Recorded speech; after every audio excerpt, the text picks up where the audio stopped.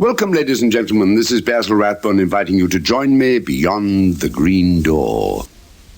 Today's story is about Tom Dunlevy, a man trekking southward through Arctic wastes, desperately trying to reach an abandoned cabin which lay just beyond the green door.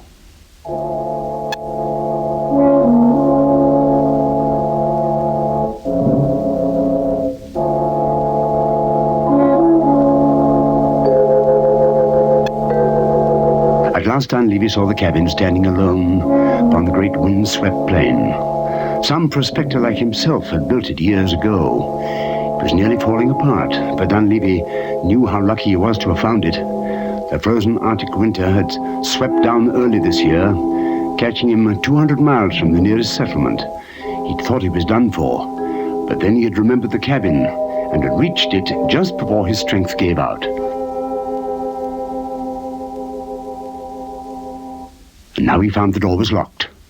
Dunlevy hammered on it. In a moment he heard a man's voice saying, "Go away!" "Let me in," Dunlevy shouted. "I can't walk any further."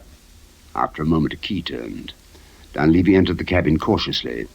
Within, he saw a middle-aged man with a knapsack on his back. The cabin was completely bare, and its walls were filled with holes. The man looked Dunlevy over carefully, then nodded a welcome. "You seem all right," the man said. "But a man's got to be careful of strangers up here." "Oh, I don't blame you," Dunlevy said. He told how the Arctic winter had caught him unprepared, and how he had just managed to reach this cabin. "Same with me," the man said. "I was northeast of here at Point Barrow. Just reached this place an hour ago.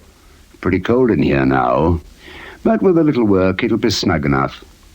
Dunlevy knew that something had happened recently at Point Barrow, but he couldn't remember what. The other man was opening his knapsack.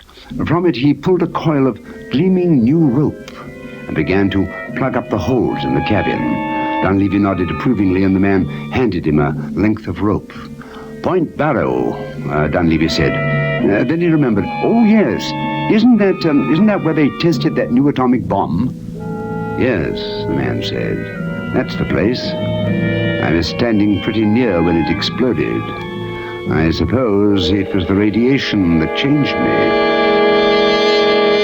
I was sick for a while, but then I got better and I didn't mind being changed, and I flew south until it got too cold to fly."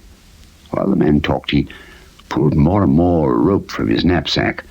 Rope spilled out as though it had no end, and great folds of it lay along the floor and walls, and more loops and coils clung to the ceiling. And still there was more, as though the man were somehow manufacturing it.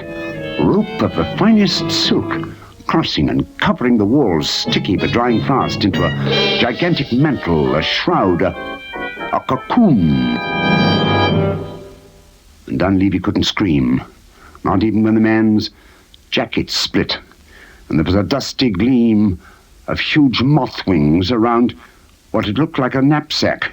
It was too late then, and Dunlevy was too busy trying to pull his hands free of that deadly, sticky, clinging rope. "Just relax," the man, or rather the moth, said. "We're going to be very snug this winter."